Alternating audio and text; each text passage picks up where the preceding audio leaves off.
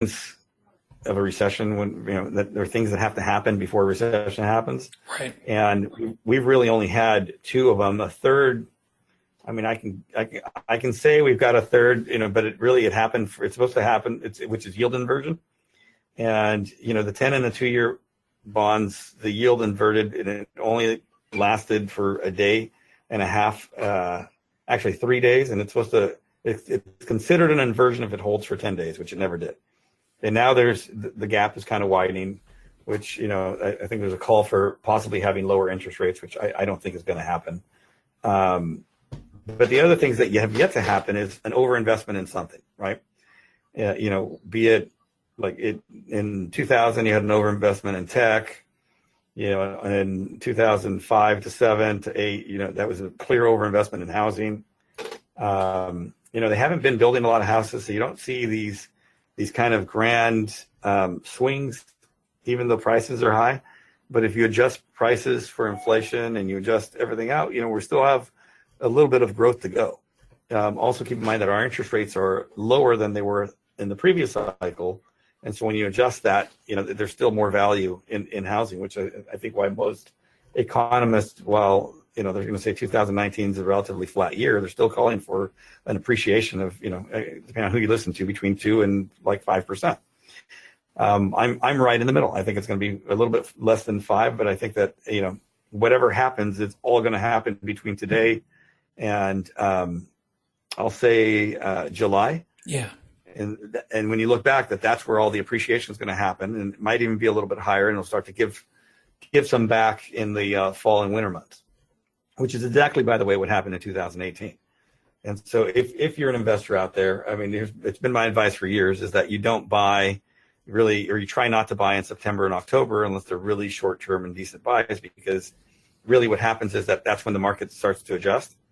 And if you've bought on comps that were July comps, you're not going to hit that value when you go to resell it in October, November. And so, you end up working for free or for much less money. So you're better off just waiting and then starting to buy again in November, December. And the benefit of buying in December or even January is that you're going to sell during the spring months if it's an easy fixer. If you're doing new construction, then that all goes out the window, and you're buying, because you're gonna cycle through that anyhow. But if you're on the short-term flip side, you do have to look at the short-term economics of it. Other things that the housing starts have to fall, and this is the worst cycle yet in relation to kind of housing starts, because everyone went into developing these apartment buildings. In fact, we're only at like 1994, 1995 levels right now from a housing start perspective. And so you need to see housing starts really start to fall, which they're not really falling.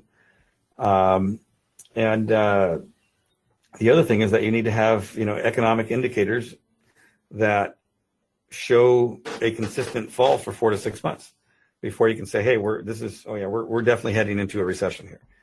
And we're nowhere near that. I mean, we're still in the growth phase, although I think this government shutdown is for sure going to affect things at least this month in the short term. I don't know what long-term ramifications it'll have. I suspect minor, given the growth that we've been having. So I hope that answered your question with a earful, and hopefully created some other questions. But overall, I think 2018 or 2019 should be a pretty good year for investors. And but I do think also that if you're an investor, it does call for a little bit more creativity. Inventory levels are creeping up. I'm seeing deals on the MLS that are, potentially a deal that I haven't seen in a long time.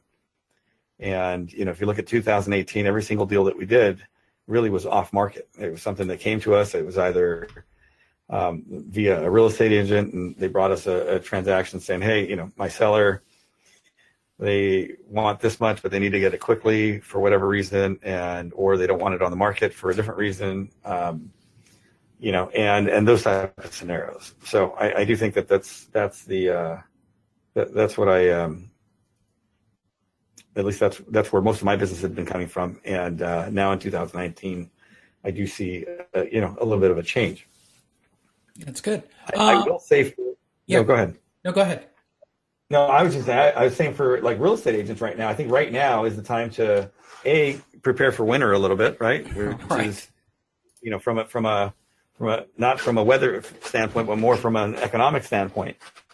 And that you need to be a little bit smart about your meetings when you're meeting with sellers, and not necessarily just go for the listing. I've spoken with a lot of real estate agents, and over the time that we've connected, I've often said this, and most of them come back and say, you know what, that's a much better way of looking at things, which is versus looking at every potential seller as a listing, is to look at every potential seller as an opportunity, Right. and then figure out how you can fit into that opportunity. And so if they've already identified themselves as, hey, we're going to sell or we're considering selling, the question is whether you're going to fit into that equation or not. And, some agents, the way they try to fit in is by competing on a commission standpoint. Other agents try to fit in by figuring out how they can create a win-win scenario and what the triggers are. And a lot of times you've got to just, shut up and listen, right? And let them tell you what they're looking for. And it's you're listening to mess up. But the other thing is that you might be missing out on a larger opportunity, which is, where I come in. I see more. I've always looked at transactions more as an opportunity, and I look at how can I involve myself with all these opportunities, and through that, you figure out how to build a volume business, which is really what we're about. We try to do as much volume as we can, and also, it's not always necessarily just buying the properties. A lot of times, it's okay. Hey, we're going to help a seller out, and at the same time make a little bit of money. There's nothing wrong with that. But you try to create scenarios where, they're win-wins. So everyone's happy and everyone makes some money. And that's kind of the goal. And so sometimes if you're just pushing for a listing, that kind of might work against you, because then they don't see you as part of their team. They see you as just an agent who's trying to make a commission. Yeah, I completely agree. It's funny. I ended the year with a pretty strong call to order for all of the people on our coaching call to really focus on their business and remember everybody they meet as a potential buyer, seller, or referral. And it's astonishing. There's a couple of things. I was on another webinar the other day for some other marketing something. The amount I consume is almost ridiculous at this point. And they brought up a great point on this webinar. Never downplay your personal value. In this particular webinar, it wasn't about the lead source. It wasn't about where it's coming from or how you're generating the lead. Don't downplay what you make if you can create the value. And in times like these, I agree with you. Agents start to cut commissions, and I don't have a problem with that per se, but you need to present a greater, it's the sales tactic. You got to create a higher level of value if you're going to do that.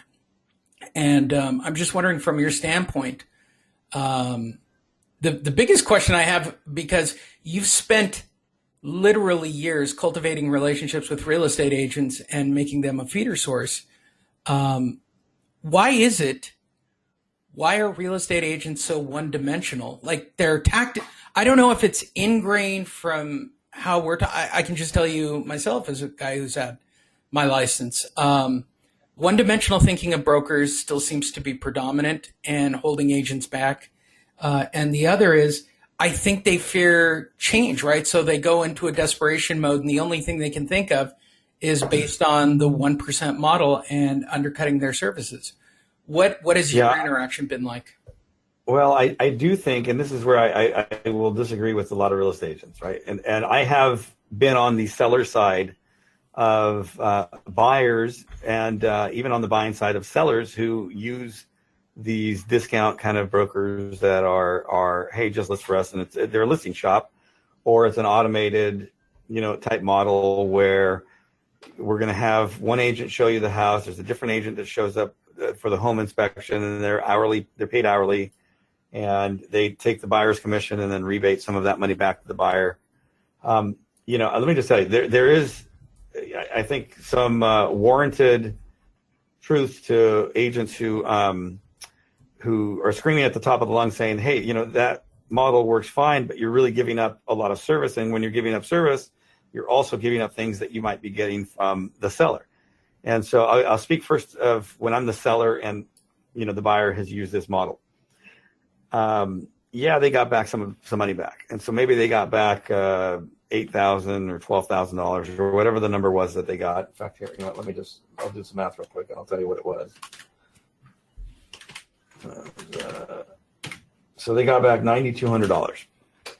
And I can tell you they probably gave up at least that much in just negotiations. And some of these buyers, I've had both scenarios. I've had one where the buyers over negotiated and just didn't get the deal, right?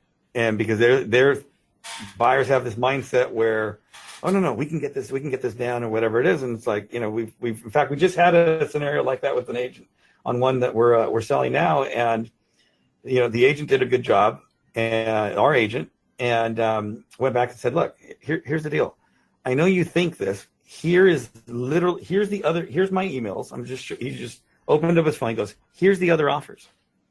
I'm not just like negotiating with you. This isn't a bluff. This is the market you're at. And, if you want the house and you're over negotiating, you're not going to get it. And this is perhaps why you haven't bought a house yet. And so the guy looked at it and looked at the data, and it was clear it was legitimate. And he's like, okay, all right, we opened up escrow. But these are the things that other agents know that are in the business. They know to ask, or they know how to push, or they can read the scenarios better because they've done it 100 times instead of, right. The person who's like so afraid of getting screwed and saving money, which is why they're using that in the first place, that they miss out on the other things. Here's the other things that they missed out on. They did the inspections, and it was a different agent that walked up for the inspection, and they're like, they literally walked in. They said, okay, so can I leave now?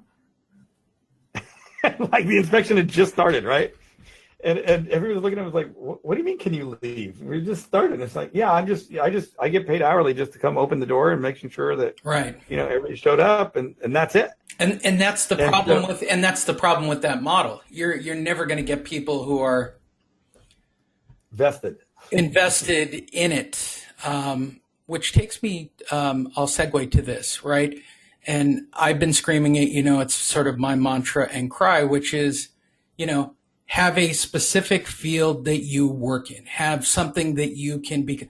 I know everybody uses the example of a doctor or a lawyer for real estate agents, but the people who make the most in any industry are people who work a specific niche and they capitalize on it.